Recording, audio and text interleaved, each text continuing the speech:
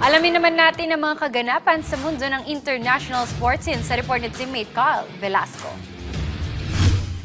Muling pinaalala ng reigning Euro champions na Paris Saint-Germain kung sino ang hari ng European football matapos talunin ng La Liga powerhouse na FC Barcelona sa matchday 2 ng UEFA Champions League nitong Huwebes. Isang 2-1 late game win ang naiuwi ng PSG kontra sa Barcelona kung saan muling pinangunahan ni Ballon d'Or runner-up Lamine Yamal ang opensa ng koponan sa mga unang yugto ng laban.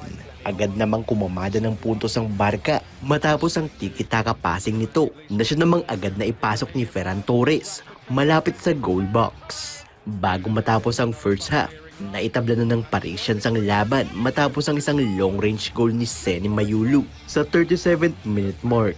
Pagdating ng 82nd minute mark, isang potential game-winning shot ang muntik nang maipasok ni PSG winger Lee Kangin. Ngunit tumama ito sa goalpost. Bago naman ng extra time, isang dagger ni Gonzalo Ramos ang nakapagpatapos sa laban. Dahilan para makuha ng PSG ang kanilang ikalawang sunod na panalo at ikatlong pwesto sa European League. Sunod na makakalaban ng Paris SG ang Bundesliga club na Leverkusen sa darating na October 6 ng susunod na linggo.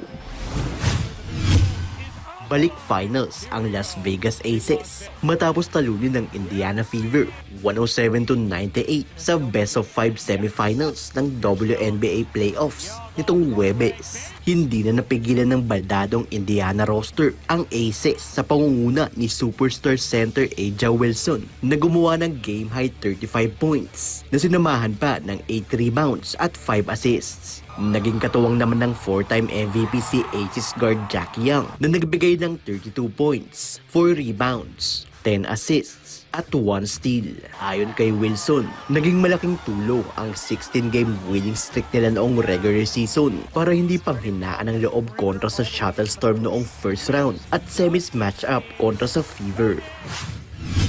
That streak that we went on prepared us for moments like this, how to fight through the highs and the lows of the game.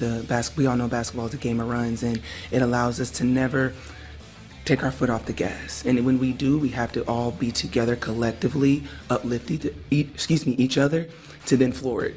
And I think that's what you saw today when we kind of went into overtime. It was just a switch just went off into our minds, like, no, this is the time. This is what we've worked so hard to get to. So I think that's kind of what I saw with this team of just buckling down. May tsansang makuha ng Aces ang kanilang third WNBA title sa loob ng 4 na taon. Nahuli nilang nakuha noong 2023. Magaganap ang Game 1 ng finals kontra sa 4th seed na Phoenix Mercury bukas alas 8 ng umaga, oras sa Pilipinas. At sa iba pang balita, usap-usapan ng pagtutok ng baril ng ilang police officers kay undisputed world super middleweight champion Terence Crawford sa isang traffic stop sa Omaha, Nebraska nitong nakaraang Huwebes.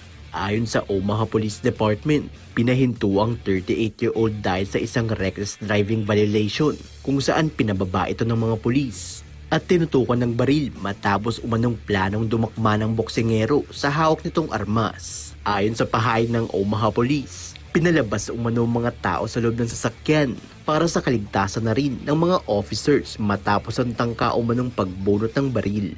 Agad ding naberipika na ang tubong Omaha nga ang laman ng pinahintong sasakyan kaya't agad din itong tinikitan ng nasabing officers. Kinumpirma rin ng OPD na legal magbitbit ng baril ang security team ni Crawford kung saan lahat ng armas ay legally permitted. Samantala, pinabulaanan naman ng security head ni Crawford na si Kashif Shabazz na walang katotohanan ng planong pagbunot ng boksingero sa baril dahil una pa lamang ay nagbabala na ito ukol sa dala nitong armas. Sa ngayon, wala pang opisyal na pahayag ang former welterweight champion kung saan matatandaan kamakailan lamang ay tinalo nito si Canelo Alvarez via unanimous decision para mapanatili ang malinis itong record sa 41-0. Carl Velasco para sa Pambansang TV sa Bagong Pilipinas.